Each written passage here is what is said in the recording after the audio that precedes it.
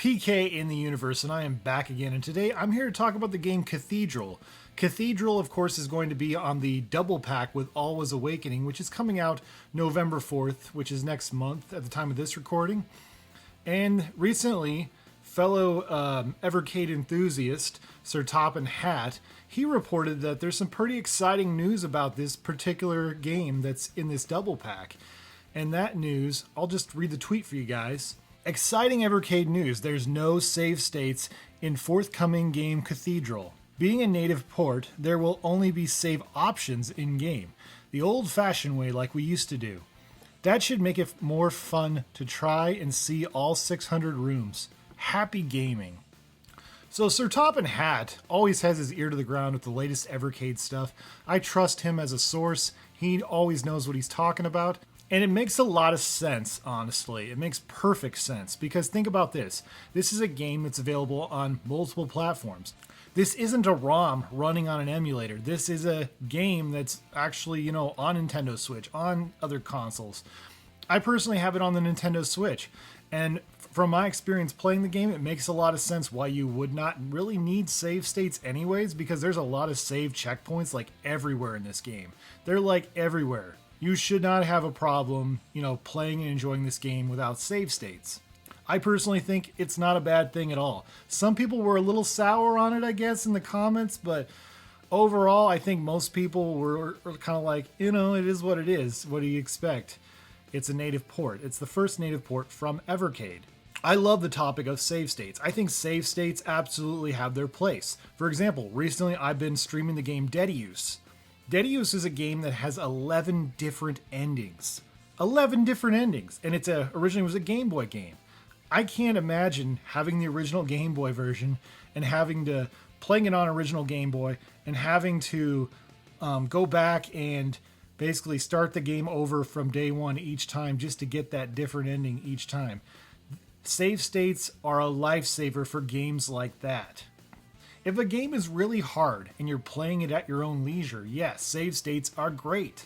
Save states are awesome. It gives us an opportunity to play a game and get through it a lot faster, especially being an adult who doesn't necessarily have as much time as he used to. It's nice having save states. I think for the most part, save states are okay to use. I like using them. Now, there are some times you should not use save states, of course. Like, for example, if you're one of those people who is submitting scores to speedrun.com. Speedrun.com, I know a lot of people who are submitting scores to that. Master System, Marceau, Canadian Gamer, those guys are always doing like outrun speedruns. I think there's a guy in the Evercade community who does speedruns too. What's his name?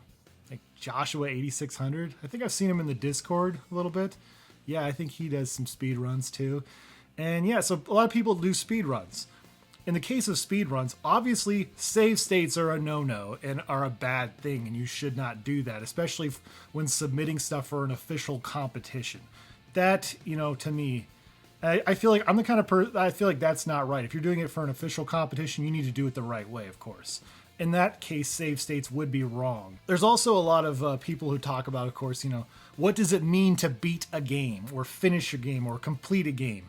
Yes, I personally think if you beat a game using save states, more power to you.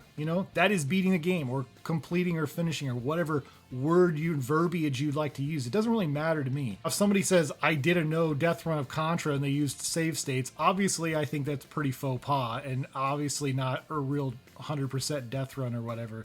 Or if somebody says they beat the game and didn't use any codes or save states and then they really did, that's obviously wrong. But overall, I think save states are a great thing and it makes gaming much better. But in the case of Cathedral, in the case specifically of the game Cathedral, I think save states are pretty unnecessary and redundant because you have plenty of opportunity to, find a save checkpoint. There are a lot of them in there from what I've played of this game. So overall, I thought it was an interesting topic, and it gave me an opportunity to discuss save states and how I feel about save states. And I was wondering, you guys in the Evercade community, how do you guys feel about save states? Or people just in the gaming community in general, how do you guys feel about save states? Was there something that I hadn't covered that maybe you thought should have been covered on that? Comment below. I'd love to hear what you have to say. Thank you guys so much for watching, and stay awesome in this universe. Thanks. Bye.